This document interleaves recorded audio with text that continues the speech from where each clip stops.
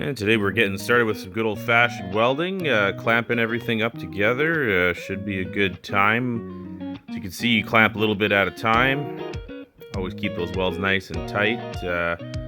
Sure moves a lot faster when the video's going like this, right? I wish it went that quick in real life, but unfortunately what you're seeing here is hours and hours of labor and time and a fair amount of, breaks and drinking and playing on my phone and screwing around. Maybe not doing what I should, but hey, I'm my own boss right now, so I can kind of do whatever I want, right?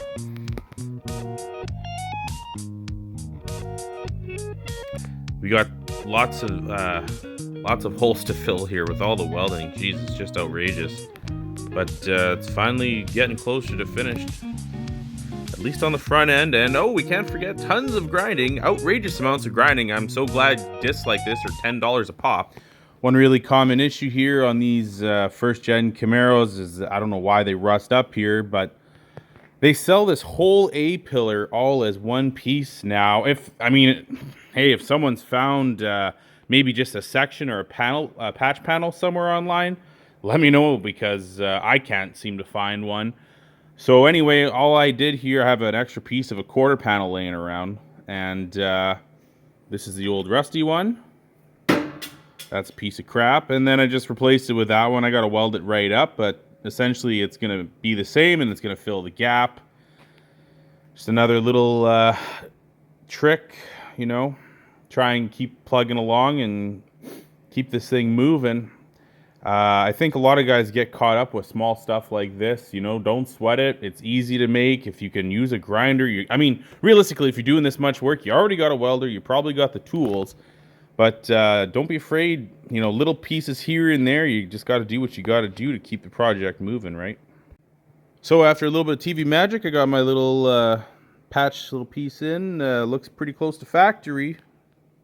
Well, that's enough playtime for today. I probably drilled about 200 holes, and I still got to do another 20 or 30 on the dash part up there. Made these little patches here on both sides because those were rusty. Pretty much have it all set in place now, which is a disaster trying to get every little individual piece, but I think we're finally there, and I probably got another hour or so just double checking everything. First world problems, you can call it, but thank God I have the 69 here, and everything's basically the same as the 67 because I've been going back and forth nonstop, checking a bunch of things, like trying to figure out where everything's supposed to sit. So now I think I'm going to be able to basically start welding it all tomorrow.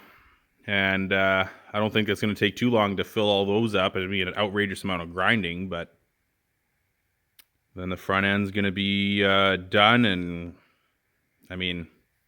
more or less ready for primer. I'm going to fill all this in here. I know some people like to just leave the original lines, and I don't plan on doing anything too outrageous body-wise with this car, but I think I'm going to smooth all that out instead of just putting the sealer on it. Give it a little bit of a cleaner look, and then that part's done, and then I can move on to the rest of the car. The quarter panel, the roof, the tail panel. Oh my God, it just doesn't end. But I feel like this was probably the hardest bit to put together. Thank God it's over.